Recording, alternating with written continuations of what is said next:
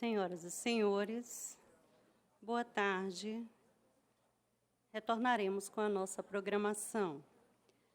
Convidamos neste momento para a composição da mesa Suas Excelências, a senhora ministra Dora Maria da Costa, vice-presidente do Tribunal Superior do Trabalho e do Conselho Superior da Justiça do Trabalho. Sua Excelência, o senhor juiz titular de Vara do Trabalho do Tribunal Regional do Trabalho da 2ª Região, Francisco Pedro Jucá, membro do Conselho Consultivo da ENAMAT, como debatedor. Sua Excelência, o senhor ministro Luiz Angel Rodrigues Brito, encarregado de negócios da Embaixada do México. E via webconferência, Sua Excelência, o senhor Luiz Gerardo de la Penha Gutierrez, conselheiro do Conselho da Magistratura do Poder Judiciário do Estado do México, conferencista. Com a devida autorização, para uso da palavra, Sua Excelência, a senhora ministra Dora Maria da Costa. Em primeiro lugar, eu quero cumprimentar a todos os presentes. Já foram cumprimentados diversas vezes, então vamos passar logo ao que me incumbir a ENAMAT.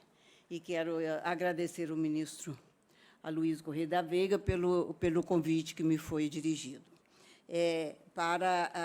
Agora, nessa parte, na continuação com o nosso seminário internacional, tenho a honra de convidar a Sua Excelência, o senhor conselheiro Luiz Gerardo de la Penha Gutierrez, para a sua conferência sobre o tema Sistema de Solução de Conflitos Trabalhistas no México.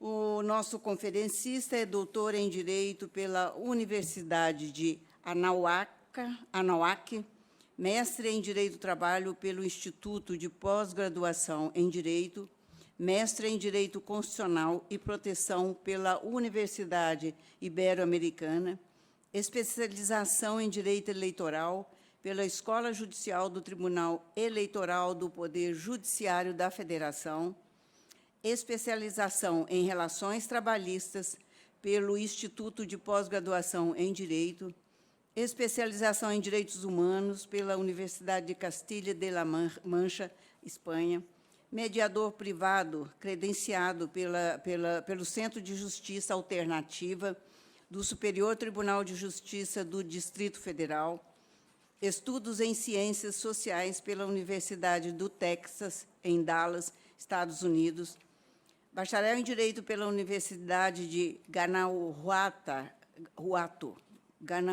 cada nome, hein? E é conselheiro do Poder Judiciário do Estado do México, ocupou o cargo de presidente do Tribunal Federal de Conciliação e Arbitragem, magistrado representante do governo federal no mesmo tribunal, diretor-geral adjunto de colaboração e intercâmbio interinstitucional da Secretaria Executiva do Sistema Nacional de Segurança Pública, é professor de Direito do Trabalho, Lei Federal Burocrática do Trabalho e em Administração Pública Paraestatal, em La Escuela Libre de Derecho, Universidade Pan-Americana e Universidade Anáhuac, México, respectivamente.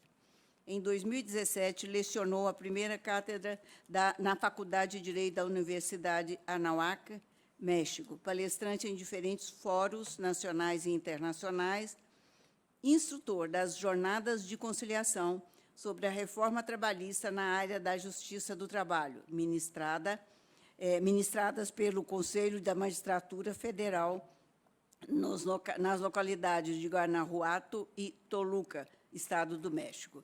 Tem a palavra o nosso palestrante, doutor Luiz Gerardo.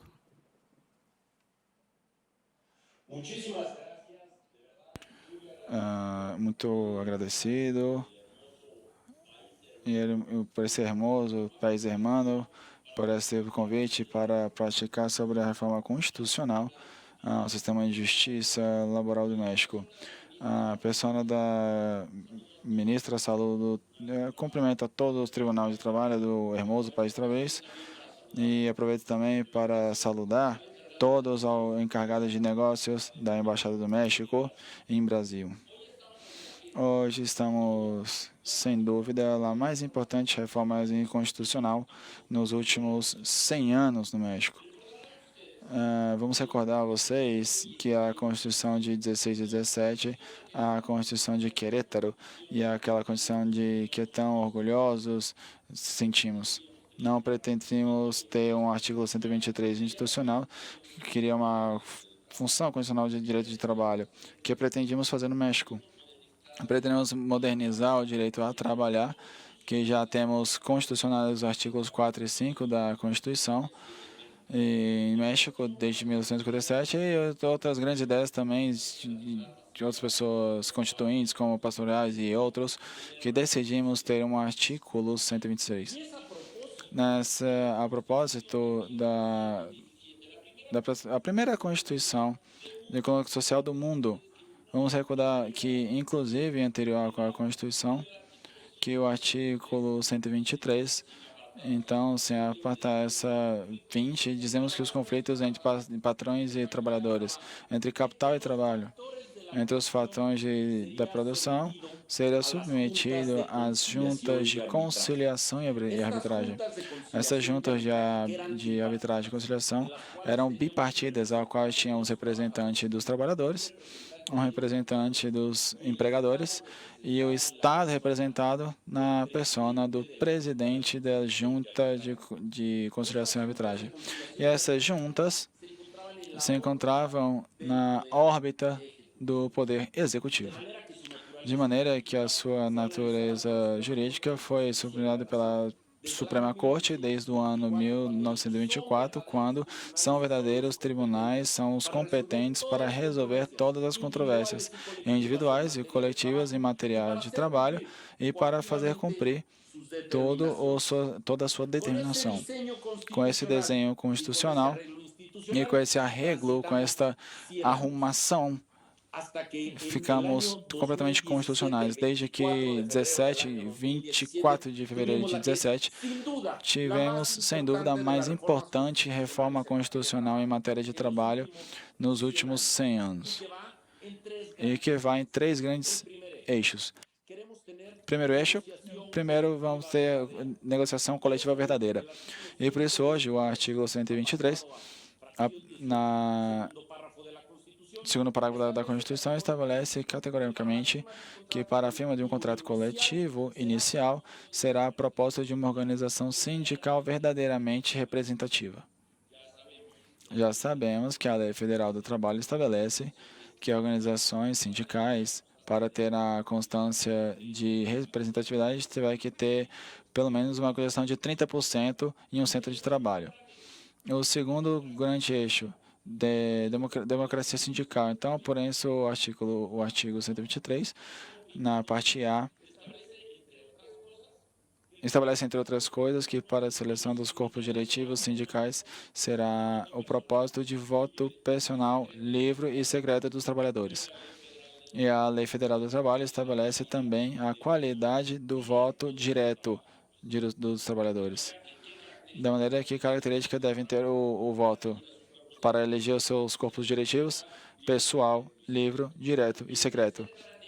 E o terceiro grande erro, e algo que eu quero referir durante esses 45 minutos que me restam, dos 50 que amavelmente me deram a Elamate para praticar sobre o modelo de justiça laboral do México, é precisamente o terceiro grande eixo: justiça laboral. O artigo 26, na fração 20 da Constituição, era muito pequeno, estabelecia os conflitos entre capital e trabalho, entre os fatores de trabalho, entre patrões e trabalhadores, sendo subjetivos às juntas conciliativas. E acaba que com esse desenho transitamos 100 anos. E agora, a propósito da reforma de 24 de fevereiro de 2017, as regras do jogo caminharam. O artigo 123 no A, B, a linha B, agora é estabelecida. Vamos ver o que estão. Os conflitos entre patrões e patrões, entre capital e trabalho, entre os fatores da trabalhação, será submetido aos tribunais laborais dependentes do Poder Judiciário da Federação ou dos poderes judiciais de cada um dos estados da República, das entidades federativas. Quando vai ser de um e quando vai ser de outro dos registradores locais? O México opera um sistema que é extremamente residual. O artigo 124 constitucional estabelece categoricamente que o que é competência federal se encontra expressamente previsto assim, como competência federal. O que não está expressamente estabelecido como competência federal, de maneira residual ou por exclusão, é competência local. Pois bem, o artigo 123, no A, inciso A da Constituição, estabelece 22 gramas de serviços que se consideram federais. De maneira que, se você é um trabalhador que presta um trabalho profissional subordinado para um patrão, que se dedica a realizar uma dessas 22 ramas de indústria ou serviço que se consideram federal e tem o seu conflito de trabalho, você será para a competência hoje para os tribunais laborais dependentes do Poder Judiciário da Federação. Por exclusão, se é um trabalhador que presta um trabalho pessoal ou subordinado para um empregador, patrão, que não se dedica a uma dessas 22 ramos de 22 serviços que se consideram federal, existe um conflito de trabalho, será competência dos tribunais laborais dependentes de cada um dos estados da República, de cada uma das entidades federativas. A grande maioria dos empregos no México são de rama local dos indústrias e serviços. Não todos os trabalhos se encontram nesses grandes ramos, como têxtil, elétrica, cinematográfica, açucareira, mineira, metalúrgica, petroquímica, cemitéria, calera e etc.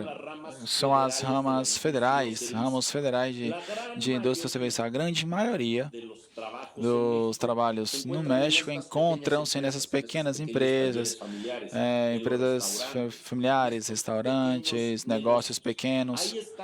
Aí está a grande maioria dos trabalhos no México.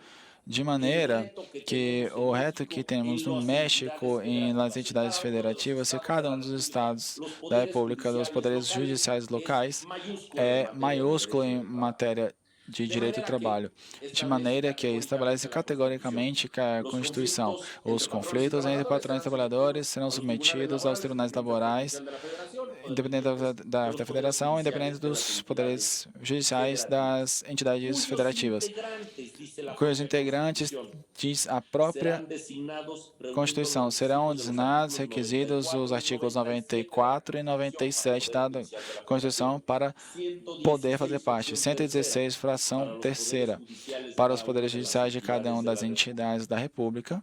E 122, não há inciso 4, que faz os tribunais da Cidade do México. E o que isso se supõe? Qual é a chave de acesso para as categorias dentro dos tribunais laborais dependentes do Poder Judiciário, tanto local quanto federal? A carreira judicial, o que estabelece o artigo 94 da Constituição, que o Conselho, ao que interessa desde agora, logrará e escreverá aos postos distritais e magistrados do circuito a propósito de um mecanismo objetivo. Qual será esse mecanismo objetivo? Isso não estabelece no 94. 94 e 97 estabelece que esse mecanismo objetivo é um exame de seleção aberto ao que deverá garantir a paridade de gênero. De maneira que o mecanismo para ascender as categorias de juiz, por exemplo, é um exame de seleção que são em 3 etapas. O exame de conhecimentos, um exame prático ao que tem que resolver um ou outros casos que são submetidos à sua consideração. A cabine não ouve. E que resultem vencedores nessas etapas serão transitados para as outras categorias, para diversas categorias. O artigo 123, no segundo parágrafo da Constituição, aos poderes judiciais locais, estabelece que as constituições locais e as leis orgânicas dos tribunais e tribunais de justiça deverão prever mecanismos eficientes para seleção do seu pessoal. Isso é considerado como uma garantia de independência judicial, de maneira que a lei orgânica que disse ao Poder Judicial do Estado do México estabelece que para todas as categorias judiciais, das mais variadas até as mais modestas, a chave de acesso ao mecanismo para ingressar está a propósito de um concurso. De maneira que, primeiro, tem um exame de seleção, as pessoas que passam neste exame de seleção têm o direito de ir às aulas na Escola Judicial do México. E depois de participar dessa escola, terá o direito de fazer os concursos para as distintas carreiras, para secretário, juiz, notificador, oficial de justiça, para todas essas categorias. Esse exame de seleção também em 3 etapas. Um exame de conhecimento, um exame prático, e que tem que resolver um ou outro assuntos submetidos à sua consideração, e finalmente a terceira etapa, que seria o exame oral ante uma banca. E os servidores serão nomeados para ocupar os cargos respectivos. Mas demais ver aquilo que é importante da continuação da Constituição. A Constituição é categórica em ensinar que as partes laborais deverá contar com capacidade e experiência em matéria de trabalho. Ambos extremos são creditáveis. A capacidade está capacitado, está formado na matéria, tem uma aproximação teórica à matéria de trabalho, experiência, uma aproximação prática, ter trabalhado, ser dedicado à matéria de trabalho. O que quer o poder reformador? O que ela está buscando? Que os futuros operadores do sistema de justiça laboral do México sejam verdadeiros conhecedores da matéria. Vocês buscam na Constituição dos Estados Unidos mexicanos e não vai escutar esses requisitos para ser civil, ou penal, ou mercantil. Mas o Poder Reformador da Constituição considerou indispensável para ser juiz laboral no México. De maneira que venham que a importância maiúscula que está dando a esse Poder Reformador da Constituição. Se nomeia alguém que é laboral, que não acredite ter conhecimento e experiência em matéria de trabalho, o nomeamento será inconstitucional. A nomeação é inconstitucional. Por isso, no México está fazendo isso, tendo todo esse cuidado em compartilhar cursos da matéria laboral. Por isso, estão tendo muito cuidado em verificar a documentação das pessoas que pretendam transitar aos novos tribunais laborais. E as nossas convocatórias para a seleção de juízes laborais pede que acreditem tanto na experiência como na capacitação em matéria laboral. O artigo 123, fração 20, no segundo parágrafo, é categórico. Antes de acudir aos tribunais laborais, deverá necessariamente esgotar o procedimento em que no local vai ser feito o Centro Estatal de Conciliação, e que se vê na Constituição estabelece categoricamente que, quanto não seja no local, que a natureza jurídica tem este Centro de Conciliação Estatal. Pelos seus elementos, permitem advertir que se trata de um organismo descentralizado local.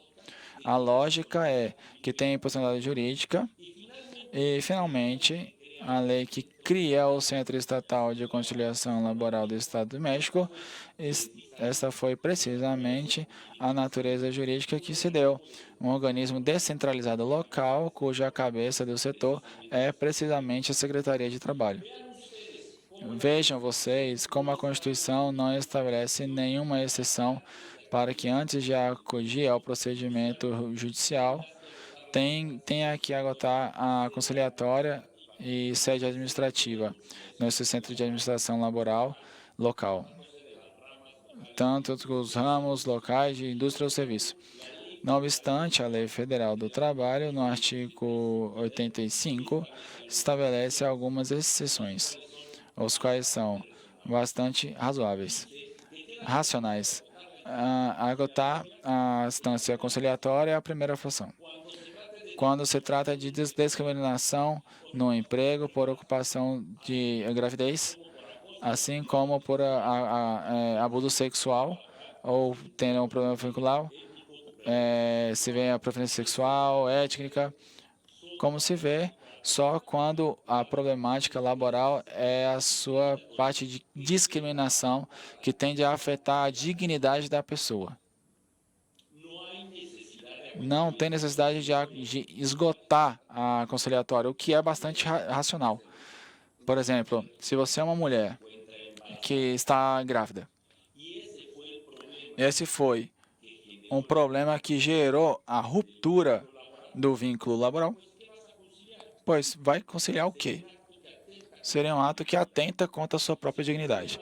Se o seu problema laboral sobre o inicial da sua origem ética ou orientação sexual, se for um ato que claramente tende a afetar a sua dignidade como pessoa. A segunda fração estabelece que não há necessidade de esgotar a instância conciliatória quando vem de beneficiários por morte.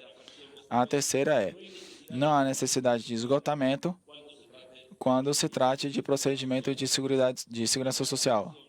Quarta, quando se trata de direitos fundamentais e liberdades públicas em matéria laboral.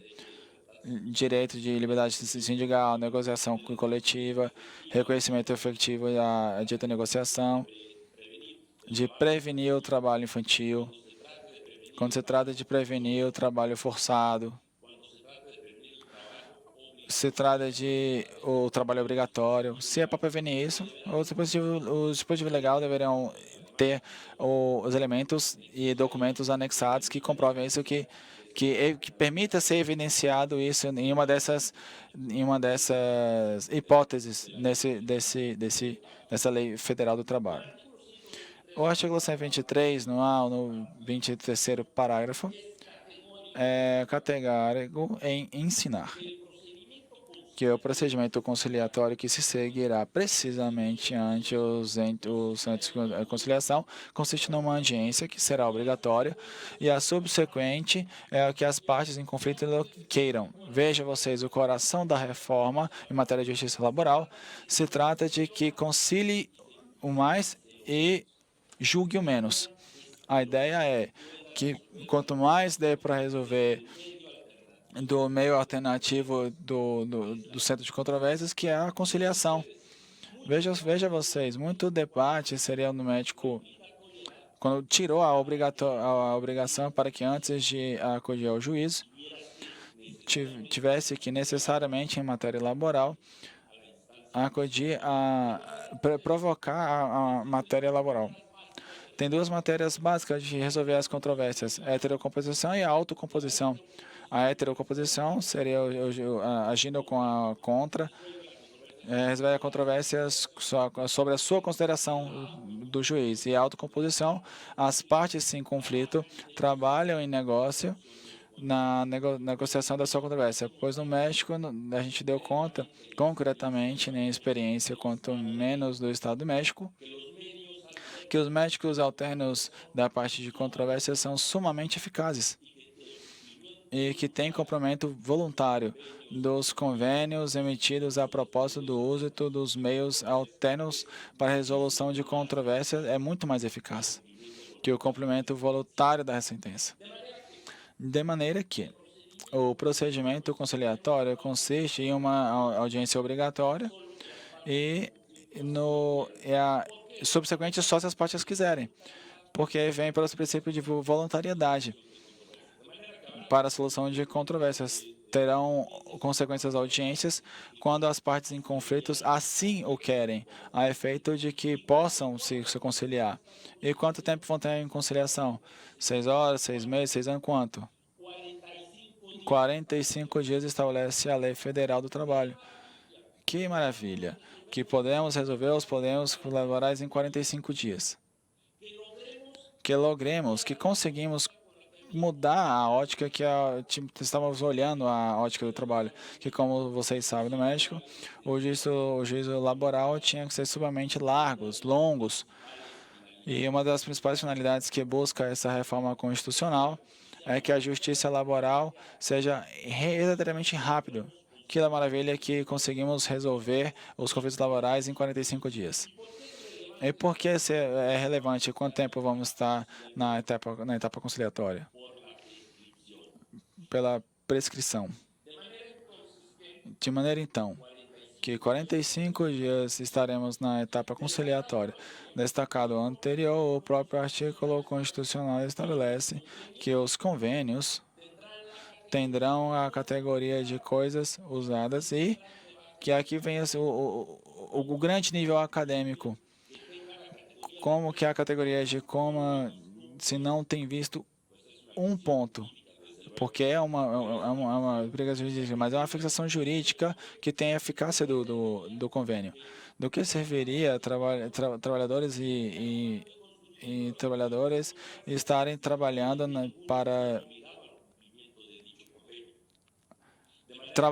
para se acertar se nenhum deles é obrigado a seguir isso por conta do convênio, mas isso já foi analisado em outras matérias. E em outras matérias, como a civil mercante, quando fazem o uso dos meios alternos de controvérsias, os convênios emanados na obrigação ou da conciliação têm a categoria de coisa acusada. De maneira que, como se vai executar um convênio no 939 da Lei Federal de Trabalho é aplicável às mesmas regras como se dava a sentença dada pelo juiz. Se não tem o voluntário, vai ser provavelmente o cumprimento forçoso, como se tratar de uma sentença editada por um juiz.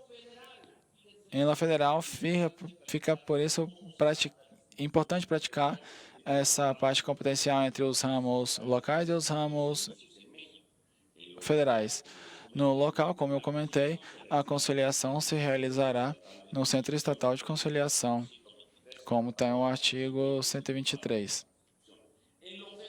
E o federal, o parágrafo 4 do próprio artigo constitucional, a conciliação estará a cargo de um organismo descentralizado federal, que hoje sabemos que é o Centro Federal de Conciliação e Registro Laboral, mas se encargará também do registro sindical e de todos os contratos coletivos ao largo do país.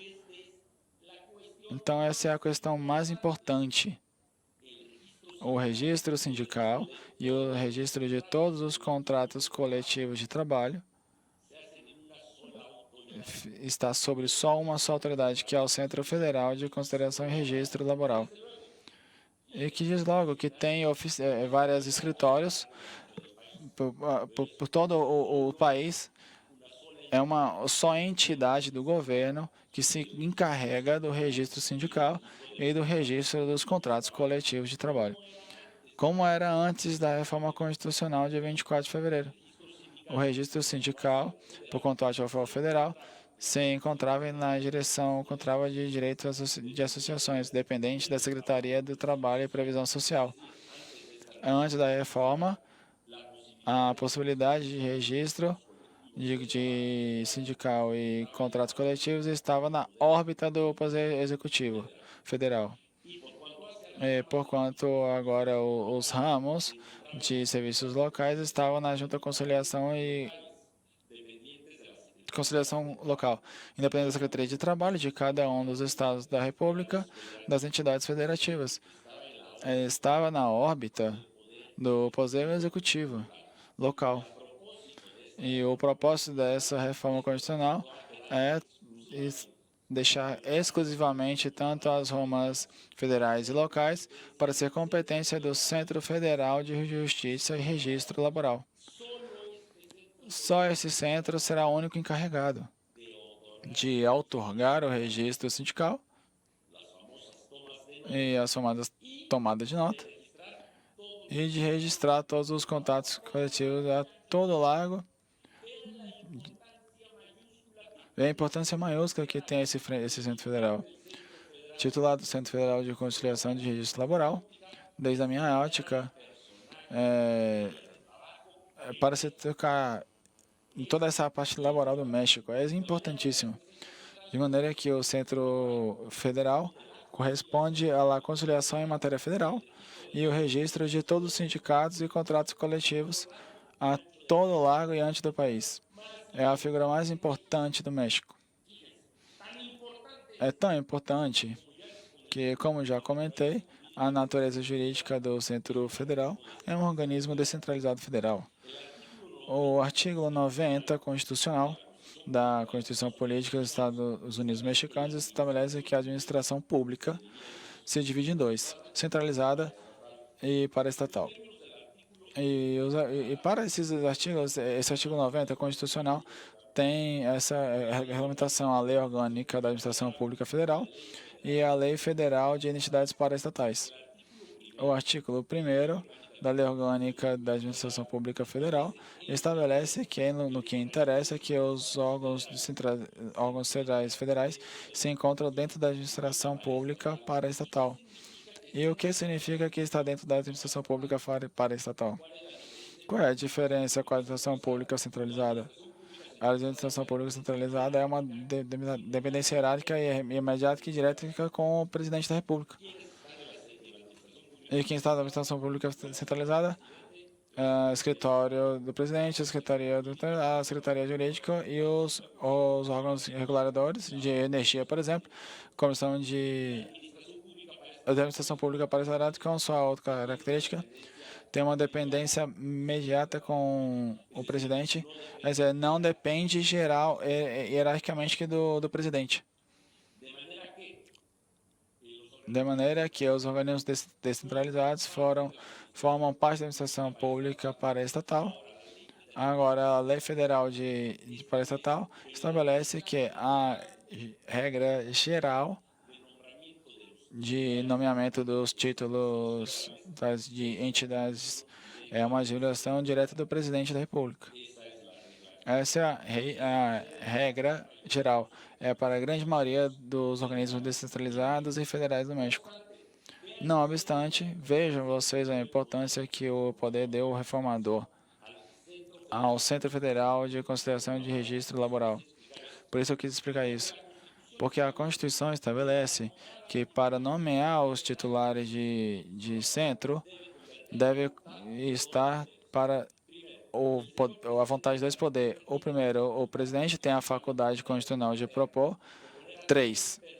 A 3 pessoas ele pode indicar ante a Câmara de Senadores,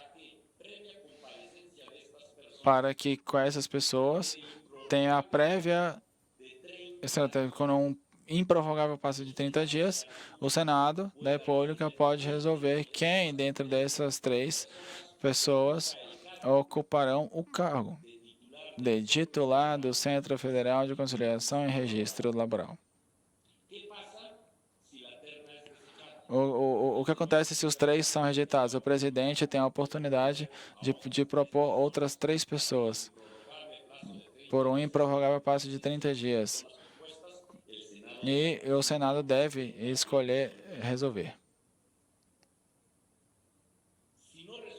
Se não resolve nesses 30 dias, e quem vai ocupar o cargo do Centro de Registro Laboral é aquele que o presidente indique dentro dos 3 que ele indicou. Que características deve reunir? Deve ser uma pessoa especialista, deve saber de direito de trabalho e deve conhecer de registro sindical e de outras questões de controvérsias, de resolução de controvérsias. Não ter tido cargo em partido político, nem ter sido candidato nos 3 últimos anos, candidatos nos 3 últimos anos, ter ilibado e os outros requisitos que estabelece a lei. Mexicano por nascimento, maior de 30 anos, licenciado em direito ou advogado, ter ocupado cargos, notório conhecimento e ilibada reputação e não está em nenhum dos expedimentos que fala a própria lei. Então, como vocês podem ver, a intenção de constitucional parlamentar é que pretendem despolitizar a matéria laboral, a designação de funcionário, que será o diretor-geral ou titular do Centro Federal, tem que ser uma pessoa que não é diretamente vinculada com algum partido político. O que se trata é para buscar um perfil que seja técnico. O titular do Centro Federal ficará 6 anos, com possibilidade de mais 6 anos. Se faz o trabalho de forma eficiente, honrada, profissional, poderá ocupar até por 12 anos. De maneira que, se vocês estão sem dúvida, a mais importante da reforma dos últimos 100 anos em matéria de trabalho no México, é um desenho que muda todo o desenho do jogo. Um desenho que tem que converger 2 poderes para a resolução de controvérsias. Se trata aqui, no primeiro lugar, patrões e trabalhadores e patrões vão ao centro de conciliação, que estarão na órbita do Poder Executivo. Serão organismos descentralizados com a cabeça, estarão na Secretaria de Trabalho, dependendo da rama, vai ser do ramo sendo federal ou local, e que se não logram conciliação, não conseguem logo a conciliação, eles pedem uma constância, um documento de não conciliação, é um requerimento de possibilidade para anexar a sua demanda, o seu processo, para chegar aos tribunais laborais dependentes do Poder Judicial da Federação ou do Poder Judicial das entidades federativas, salvo que se encontre alguma das hipóteses estabelecidas no artigo 685 da Lei Federal do Trabalho, que permitem que não se esgote as funções conciliatórias. Então, por exemplo, sem dúvida, a mais importante das reformas do México em matéria de trabalho, que permita que tenhamos um direito de trabalho moderno, um direito de trabalho eficiente, eficaz, que permite a solução de controvérsias seja em breve término. No Estado do México, temos 1 ano e meio para essa justiça tribunal. Os outros iniciamos a providência a partir do dia 18 de novembro de 2020. Temos visto que a experiência é extremamente satisfatória em promédio. Os assuntos elaborados se tardam em concluir em 6 meses, quando antes eram vários anos. Outra coisa que observamos na experiência de matéria laboral, a Lei Federal do Trabalho, no artigo 685, estabelece que o procedimento laboral é totalmente conciliatório, de maneira que, aunque as partes não sejam postas de acordo no centro de conciliação, não impede que, uma vez tentando no laboral, possam conciliar-se mesmo já no conciliar e evitam um convênio que tenha essa matéria dentro. E aquilo que chega a juízo, chega a conselheiro já na presença do juiz. Não é difícil, já vemos isso acontecer, que isso possa ser muito benéfico, que a nova regra de jogo possa agora permitir que, com maior eficácia e eficiência, a nova lei possa permitir que se haja uso dos meios tecnológicos, que possamos fazer audiência por videoconferência, ou utilizar meios tecnológicos para chegar mais perto das pessoas e solucionar mais controvérsias. E estamos muito técnicos e felizes por poder implementar essa nova justiça. É uma justiça que pretende e que possamos ter uma justiça laboral que o México, que é do século XXI. Muito obrigado a todos vocês. Estou terminando justo nos 50 minutos que me foram generosamente dados para poder falar com vocês. Se tem alguma pergunta, estou às suas ordens. Muito obrigado e recebam todos vocês um grande abraço respeitoso do magistrado presidente do meu tribunal, o Dr. Ricardo Alfredo, que manda um cumprimento ao hermoso país do Brasil e a todos os especializados de direito do trabalho que hoje nos fazem um favor de nos escutar. Muito obrigado e boa tarde. Eu agradeço a brilhante conferência proferida por Sua Excelência, o senhor conselheiro Luiz de la Penha Gutierrez. Só pedimos que aguarde, porque, ao final, será agraciado com o nosso certificado. Passo a palavra para as considerações de Sua Excelência, o senhor juiz, titular da Vara de Trabalho de São Paulo, o Francisco Pedro Jucá, que é o debatedor deste painel. Parece-me que são 10 minutos, né? Eu vou tentar enxugar, ministro, que eu estou aqui preocupado com o relógio. Eu queria só suscitar uma questão ao ilustre conferencista, Dom Luiz Gerardo. Há uma situação que está sendo vivenciada no mundo inteiro em graus diferentes, de maneira diferente, mas se faz presente. É consequência do que nós chamamos de globalização, eu prefiro chamar de mundialização, porque não é tão totalizante assim. A concretização de uniões aduaneiras, de tratados de cooperação mais intensos e de integração econômica, com mais restrição ou com menos restrição. Desde a integração quase completa da União Europeia até uma unificação precária e claudicante como a nossa do Mercosul. Mas nós temos lá em cima a relação México-Estados Unidos. Existe todo um processo industrial e produtivo comum envolvendo os dois países. Pergunta que fica e que exige uma reflexão. Considerando a disparidade de poder econômico entre os dois partícipes desse processo, como um tratamento laboral capaz de diminuir a distância social e econômica entre os dois trabalhando num mesmo grupo empresarial controlado por uma mesma holding, por exemplo.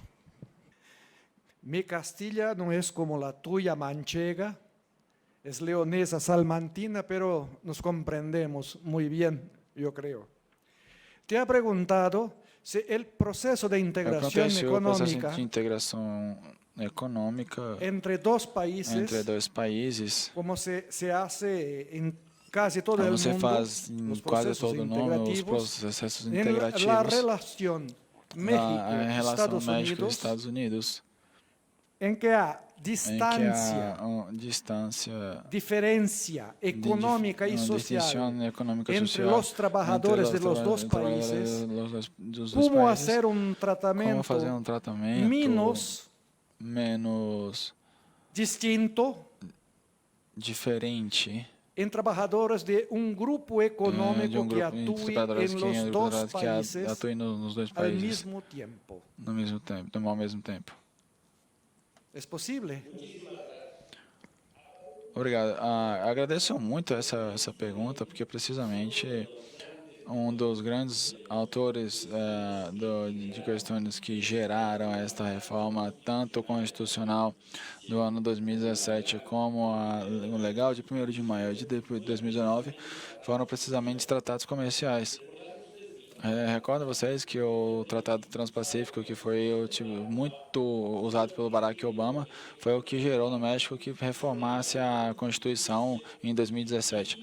E, finalmente, o tema Tratado de Comércio entre Estados Unidos e México e Canadá, no anexo 23A, estabelece obrigações laborais específicas para o Estado mexicano e que delinea claramente os aspectos da reforma laboral. Todos esses aspectos que foram praticados estão delineados no anexo 23. De maneira que, efetivamente, Esta reforma constitucional e legal em matéria de trabalho teve o seu início a propósito de acordos comerciais. Concretamente, mais importante, o Tratado de Livre Comércio dos Estados Unidos, México e Canadá, em cujo anexo 23A está em direito laboral e obrigações laborais específicas para o Estado mexicano. Pois bem, por isso quando perguntaram a mim se verdadeiramente ia dar curso à forma laboral, eu falava que claro, óbvio, porque o tema tinha a sua inicialidade comercial e a possibilidade de comercializar com o nosso principal sócio, que é a América do Norte, dos Estados Unidos e o Canadá. De maneira que o que aconteceu? Há no México uma disparidade salarial muito importante com os nossos vizinhos do Norte. E isso a gente já tinha feito bom, com muita vergonha, mas é a verdade do México. Fizemos por desenho. O México que a gente sabia sair daqui a ofertar ao mundo era que mão de obra barata. E essa era a vantagem competitiva para que as empresas viessem às unidades produtivas no México. Em vez de ofertar mão de obra de altíssima qualidade, como assim temos, o que a gente ofertava eram salários baixos. Essa é a verdade. E por isso é que as organizações sindicais da América do Norte pediram que começássemos a subir os salários no México. E isso foi tratado de ser com muita força durante os últimos anos. Foi tratado de renivelar o salário. Não obstante, também, diversos trabalhadores pertencem a um hall de grupo comercial, como os armadores de carros, né? Muitas oficinas de carro, que a grande maioria tem os seus, igual nos Estados Unidos ou na Ásia. Temos desarmadoras em diversas partes do país mexicano, com as condições laborais devem ajustar a maior atividade que estabelece a Lei Federal do Trabalho no México. O que fizemos foi tratar de fazer a condição do trabalhador melhorar, e isso é um dos grandes aspectos da reforma constitucional em matéria de trabalho. Ter uma verdadeira democracia sindical, que os trabalhadores possam eleger livremente aos sindicatos que os devem representar. E como vão com os votos personal, livre, direto e secreto. E como antes era, nas assembleias, a mão alto, mão para o alto. Mas, ademais disso, a propósito da reforma que queremos é ter negociação coletiva verdadeira para que os trabalhadores coletivos estejam com um contrato coletivo de trabalho verdadeiramente negociado entre o sindicato, que faz representação, e os enviadores, que não sejam contratos coletivos de trabalho firmados à espalda, em cima das costas dos trabalhadores, como isso era no México. Era comum no México contratos coletivos firmados e assinados entre a organização e os empregadores, e os trabalhadores não faziam ideia do que tinham negociado o seu sindicato. Como são as novas regras do jogo? Agora o contrato coletivo que vai fazer o sujeito assinar deverá ser com conhecimento dos trabalhadores, e logo votarão o seu conteúdo com o voto direto, livre e secreto. E agora sim o trabalhador vai saber como está sendo desenvolvido, quais são seus direitos, que importância tem. Inclusive, um dos direitos consórcios comerciais que está no anexo 23 do Temer, e que se traduz às obrigações estabelecidas no 11º transitório da Lei Federal do Trabalho, é a obrigação de legitimar os contratos coletivos do trabalho existentes. O que querem descer essa obrigação? Que todos os contratos coletivos que já está em vigor, a entrada da nova lei federal, que foi o 1º de maio de 2019, tiveram que ser legitimados nos próximos 4 anos. Ou seja, teve um esforço para mais tardar no último dia de abril do ano de 2023, e que deverá ser legitimado todos os contratos coletivos existentes no México. Que seja aparado para todos esses trabalhos e que todos eles sejam enclausulados e que tenham, de fato, o conhecimento desse novo documento.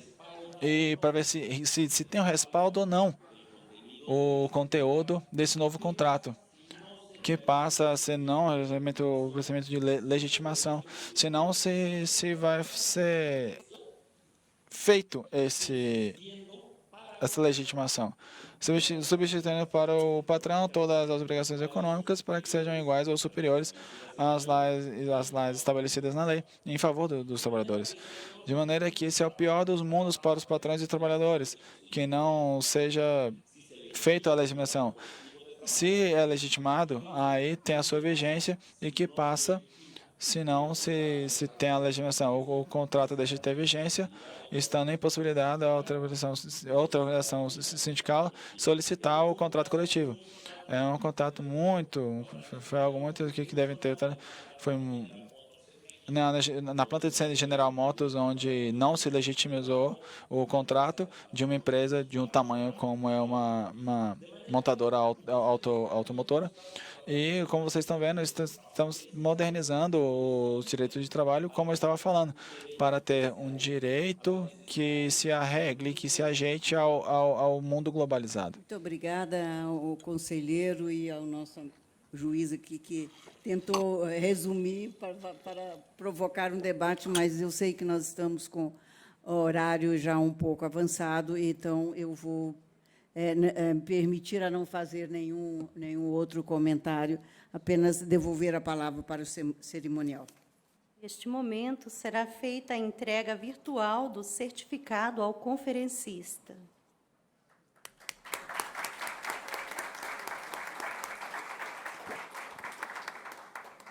Com a devida autorização, agradecemos em nome da organização a participação de Sua Excelência, a senhora ministra Dora Maria da Costa, vice-presidente do TST e do CSJT, e de Sua Excelência, o senhor juiz titular de Vara do Trabalho do Tribunal Regional do Trabalho da 2ª Região, Francisco Pedro Jucá, membro do Conselho Consultivo da ENAMAT, bem como de Sua Excelência, o senhor ministro Luiz Angel Domingues Brito, encarregado de negócios da Embaixada do México.